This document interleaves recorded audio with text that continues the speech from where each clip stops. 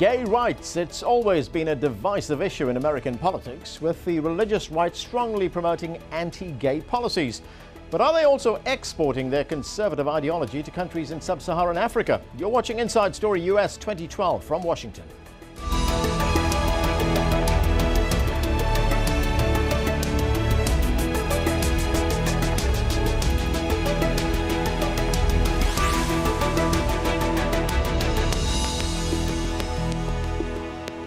Hello, I'm Anand Naidu. Just weeks ago, President Barack Obama embraced gay marriage. His call for equal rights for the gay community has also become a rallying cry for the religious right to galvanize support against him. The National Organization for Marriage released a statement saying it would work, quote, ceaselessly to preserve traditional marriage. Conservative religious groups have played a major role in US politics for decades. They have also been seeking influence in other countries. A report released by the progressive group Political Research Associates says that several Christian evangelicals have also been lobbying for homophobic laws and policies in Africa. But groups like the American Center for Law and Justice reject the accusation, saying that their work in Africa simply involves defending the Christian faith. Burundi, Malawi and Nigeria all have anti-gay laws, and Uganda, which has seen a rise in the persecution of homosexuals, is currently considering a law that would enforce the death penalty for, quote, aggravated homosexuality. But is this the result of American Christian influence? Earlier, I spoke to Kene Isom. He's the Director of Policy and Law at African Men for Sexual Health and Rights. He says it's certainly playing a role. I think the roots go beyond religious beliefs. People generally fear what they do not understand. And when you then add religion and cultures and the principles that these propagate, it becomes very easy for these to be tools to perpetuate the fear, the hatred that already surrounds what is not understood and what is not known. There is a new phenomenon which has now emerged, and these are foreign groups or missionaries, mainly from the United States, who are traveling to countries in Africa and basically pressing governments there to introduce legislation that would criminalize gay behavior and homosexual behavior. And I'm wondering, to what extent is this complicating the situation there and promoting intolerance? I mean, to a very real extent. Many of the countries already have laws criminalizing consensual same-sex conduct. And so these new laws and these new bills being introduced in Parliament isn't really introducing anything new. It's not criminalizing anything new. What it does in reality is promote intolerance and give this latent appearance that these groups are evil. And they empower law enforcement mechanisms to perpetuate blackmail, to perpetuate all kinds of injustices against people of differing sexual orientations and gender identity. So, to what extent does the US religious right impact gender politics in the United States and abroad? To discuss this, we're joined by Rev Kapya Kaoma, a religion and sexuality researcher at Political Research Associates, the group whose report we mentioned earlier, and Pamela Spees, senior staff attorney at the Center for Constitutional Rights. Thanks to both of you for joining us. Pamela, let me start with you with a very basic question, and that is, why are conservative groups here in the United States targeting African countries, not Latin American or, say, Asian countries? Well, they are involved in other regions, and this goes back about, I would say, about 10 years. The level of involvement has increased over time. But for instance, we are representing Sexual Minorities Uganda in a case against an anti-gay extremist here in the U.S. named Scott Lively, who is also very active in Eastern European countries, really pushing for the criminalization of advocacy on LGBT rights, and with some success. Okay, and I guess one of the reasons, I mean, there's a big focus on Africa right now is, Reverend, because of the report that you have produced. You know, we did reach out to several of the Christian organizations mentioned in that Political Research Associates report. None were available to come on to the show with us. Both the American Center for Law and Justice did send us a statement, and in that statement they said, the report issued by this organization is without merit and only seeks to promote their political agenda by distorting the facts. The ACLJ's work in Africa involves defending the Christian faith and providing humanitarian aid to those who need it most. Our work in Africa embraces the same values we seek to protect in the United States and elsewhere, supporting pro-life and pro-family measures. Reverend, do you want to respond to that? Well, that is one of the worst kind of response they can give. And I don't know why they can even go to that extreme of talking about admitting to what they're trying to do, in fact, by saying that the same values they stand for in America, who were behind the draft of Defense of Marriage Act. It is the same organization. Now, is that what they're trying to export to Africa? What do we call that? By the way, in their own words, and I just quote from Jordan Sekro in his own words, he says that the reason why they went to Africa is to teach Africans, help them come up with the new constitution in Zimbabwe, for instance. Now, you know that for how long have we been independent in Africa? Do we need an American to teach us about our own constitution? Mind you, I think it's one thing to talk about what you are doing in America. It's another thing to export those kind of ideas and put them on another country. We remember that the laws of against homosexuality in Africa came with colonial governments.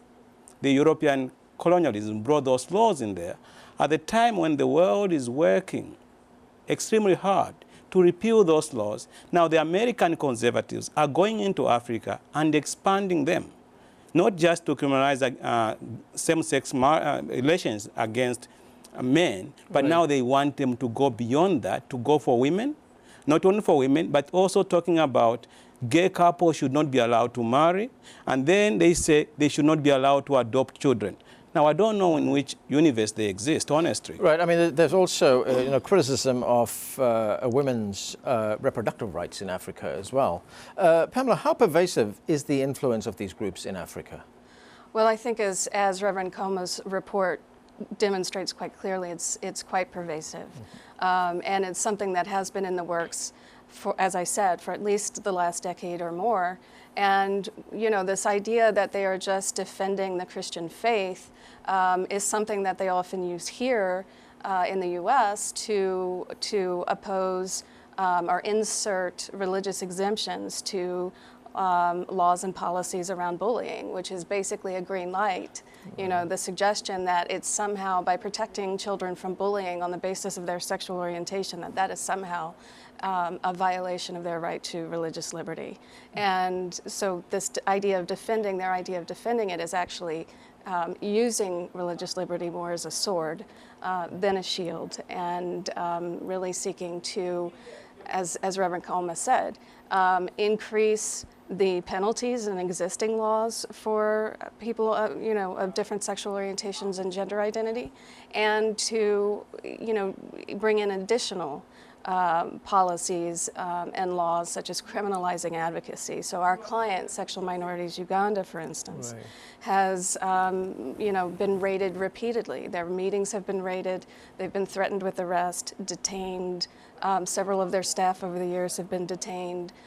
This is something that an American evangelical brought and really pushed very hard in Uganda, and the person I'm speaking of is Scott Lively. But it is part of this larger agenda that American evangelicals are bringing in and exporting elsewhere to silence LGBT communities elsewhere, right, and make life harder. Okay, you talked about Scott Lively. He's, as you mentioned, being sued by the Uganda gay rights group.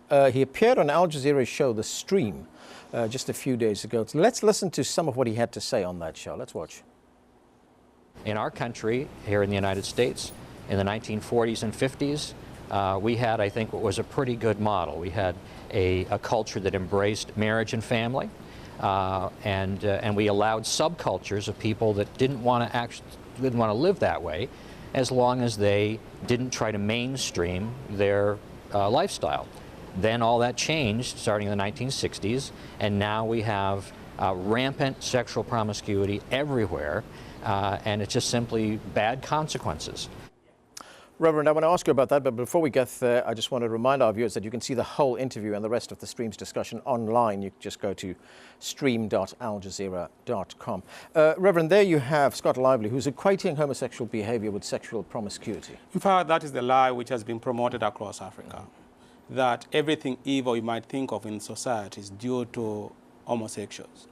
And when they go to Africa, they repeat those lies, not just by Scott Lively, but other organizations we profiled who speak the similar language. It's about this group of people whom they call gays who have an agenda, international agenda, to destroy America. In fact, I was in Uganda when Scott Lively was in Uganda, and he was trying to tell them that unless you stand up against this, we are losing it in the US. So you have to stop them in Uganda. Uganda shouldn't allow them to exist. So you see a way of transporting what is completely out of touch in American politics. To Africa, it becomes great news and it becomes factual. Even the first bill, the draft of the first bill, had some of those claims in which Lively has just made in their introductory statement, why they should stop gays existing in Uganda and why they should fight against homosexuality. And if I can just add to that, he's referring to a time in U.S. history when, as a heyday in the golden days for his version of how society should function. But in fact, gay and lesbian, bisexual, and transgender people were violently discriminated against, lived in fear and actual harassment and violence and massive discrimination. It was in an the awful 40s time. and 50s. In the 40s and 50s. Right, And I would echo Reverend Kapya's point about that this is used to mobilize public opinion, this idea that there is a unified gay movement out there that's seeking to impose some sort of anarchy on the population and is a threat to children. That's something that they're constantly reiterating, that they somehow pose a threat. This is the oldest trick in the book, really. It's what persecutors use to mobilize opinion and influence against a persecuted minority. So, Reverend, I mean, is the plan here, is what's on the agenda as far as these groups are concerned, is to say, well, you know what, we're not really winning this battle here in the United States, so let's export it and try and generate interest from outside the United States? Yes, in fact, that's the exact agenda they have. They are realizing that they keep on losing these battles. The audience, the American audience, no longer listens to some of their ideologies. They have to take them across the border to people who don't know much about American politics, whom they are finding to be so receptive to their ideas.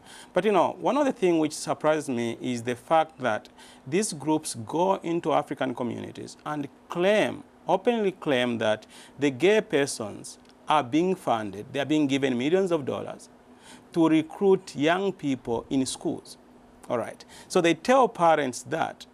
I was at the Kampala conference where the parents were even demanding that if the law does not pass, meaning the law which was going to kill the gays in Uganda, right, the parents were saying, if the parliament does not act on this law, we are going to go house to house to hunt for homosexuals, because they were so threatened by the lie which was told by America. Now, it's not just Scott Lively. I think I need to make that very clear. This is why it becomes so interesting, is when you have Scott Lively say that the Human Life International puts blame on gays for everything they stand for and say, well, they're the ones who are encouraging us to have abortions in Africa. They are the gays. I don't know why gays should have to do with abortion, but they use them as a way of inciting people to react violently. You have the American Law Center, which goes to Kenya, goes to Zimbabwe, uses the same rhetoric they use in the US politics, where they are equating homosexuality with anything that is wrong. They think the homosexual group, which has taken over the United Nations, they claim, it is now going to take over Africa. So you need to stop it. And that's one of the things they want to do. When Sekro say, well, we are trying to preach the Christian faith, defend the Christian faith, I say we have so many ministers to do that. Right, so they just take it and just classify it as deviant behavior generally. Okay, Pamela, you know, it would seem the ambitions of these groups, extend beyond just homosexuality, because, the conservative ideology extends to women's reproductive rights, contraception, access to abortion. Have they made any headway in that respect as well? I mean, are they getting governments in Africa to pass legislation that would outlaw these things or prevent or make it very hard for people to get access to abortions? They've made quite a bit of headway, and I think you can see that in the report that was just issued. And certainly they made a lot of headway initially in affecting U.S. policy around funding and assistance and restricting any access to those funds when it came to health clinics that might talk about anything other than abstention as a available form of birth control or reproductive choice. So that's something that's been ongoing, but you do see an increased attention to criminalization, and I think Reverend Kapya could perhaps speak a bit more about the ways in which they are now having to sort of, you know, for instance, Scott Lively as an example will blame abortion issues on gays, so that gays become responsible, as Reverend Kaoma said, for everything, including what they perceive of as another. Right. I think there's something we need to pay attention to based on our research, on ground research. We had one question, which was very interesting. We would ask Africans, what do you think of abortion? Nearly everyone we asked, apart from some lawyers, answered by saying abortion is murder. Then we will say to them, what do you know of anyone who has aborted? They will say, we know many. Then we say, why didn't you report these murderers to the police? And their answer, people are entitled to their privacy. We might do that. The point I'm trying to make is this. In Africa, abortion, everybody knows it exists.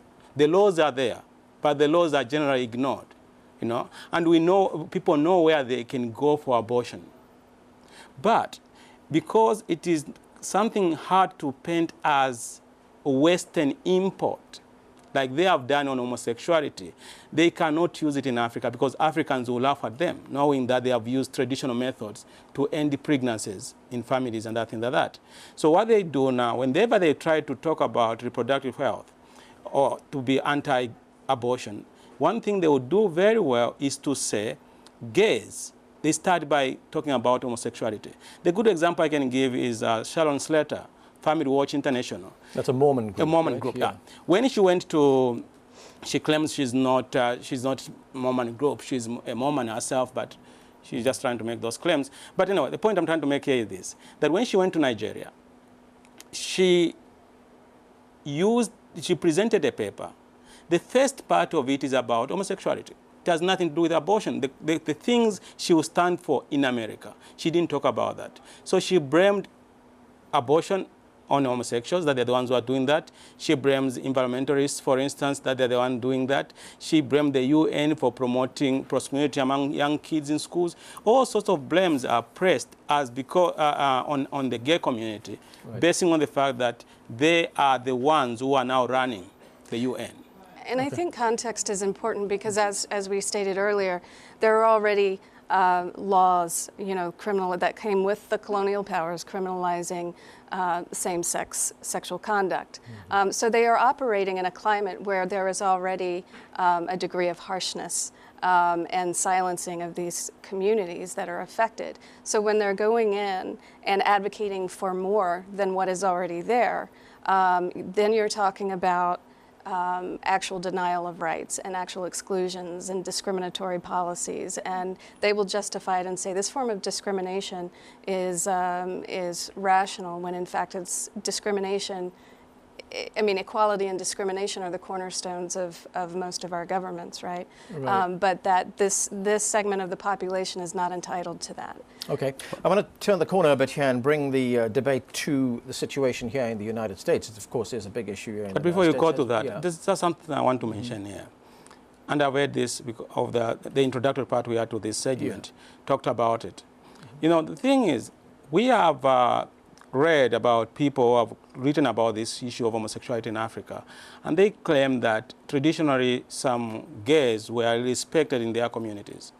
During our study, one of the girls we profile, we have the entire interview, those who want to listen to it. She tells a different story. She discovered she was a lesbian. The family didn't like it. They thought she was possessed by a demon.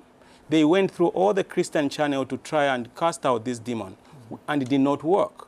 Until the grandmother in Zimbabwe, she's Shona, says to the family, look, you are wasting your time. This girl is possessed by the spirit of the late uncle who died without marrying. And that's why she's interested in girls. Therefore, she is in effect a man? Is that yeah, what she's saying? that's what she's saying. Oh. And from that moment, the family calls her a man. Okay? Yeah, and she jokes about in the interview. She said, look, I tell them I'm a woman. It's just that I love women. And they say, no, you are not a woman anymore, you are a man. Okay. So African tradition had ways of upholding what we call Ubuntu, accepting ourselves among ourselves, like that family has done.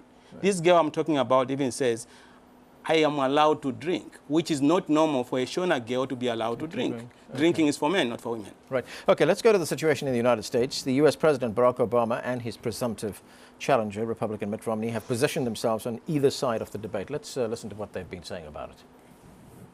At a certain point, I've just concluded that, for me personally,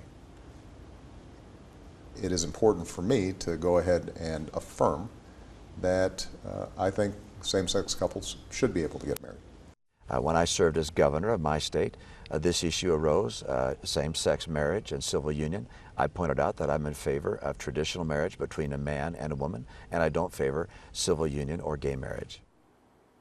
Pamela, I just want to get back to what President Obama there said when he said that he thinks that same-sex couples should be able to get married. Did that energize the anti-gay lobby in the United States here?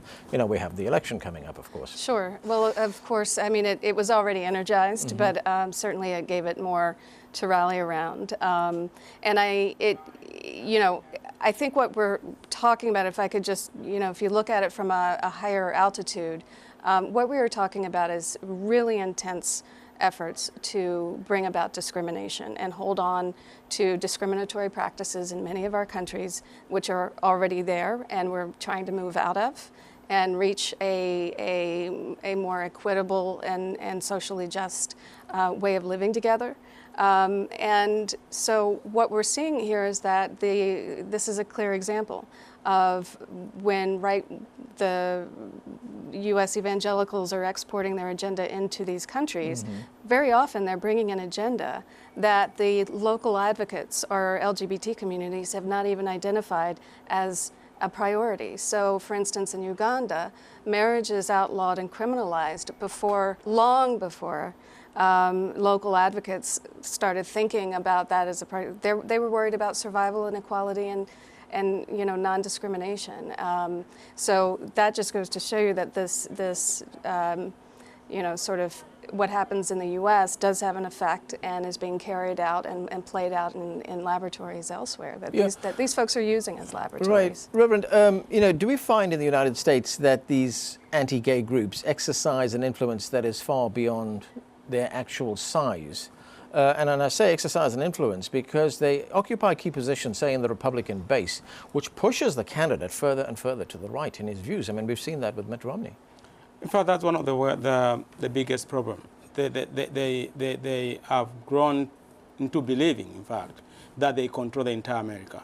I think one of the myths they have propagated is that of the moral majority, and they always say American people are with us. I don't know which polls they look at, because the American public is on the opposite side of the coin. But they still claim to be in the majority, and politicians are always there to please their electorate, and instead of standing for what they believe in, they want to be voted in, which is to me shameful, because people entrust us with authority to lead because they know that we can defend every human being.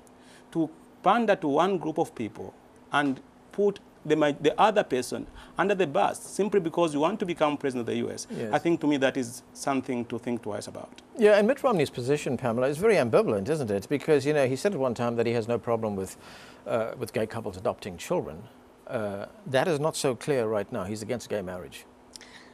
Right, and I don't think you can be ambivalent about equality and non-discrimination. That's you know, not something that you can be equivocal about, especially if you're going to lead a country that where you're everyone's president. And then, of course, we have the National Organization for Marriage, which has a novel idea. Unfortunately, we have very little time, so I'm going to give you the last word of this. It wants to drive a wedge between gays and blacks. You know, those are two groups that, those two constituencies, which are pro-Democrat, and it is now seeing an opportunity here. Let's drive a wedge between gays and blacks so that Democrats will start accusing, you know, blacks of being very reactionary. Right. Well, that's a tactic that's been used for quite some time now, and I think the communities who are at risk in this, at risk of this attempt, have learned and know better, and you know, can see it for what it is. All right, that's where we have to leave it. Reverend Pamela, thank you very much for joining us. Thanks a lot. And that is it from the team here in Washington, D.C. for now.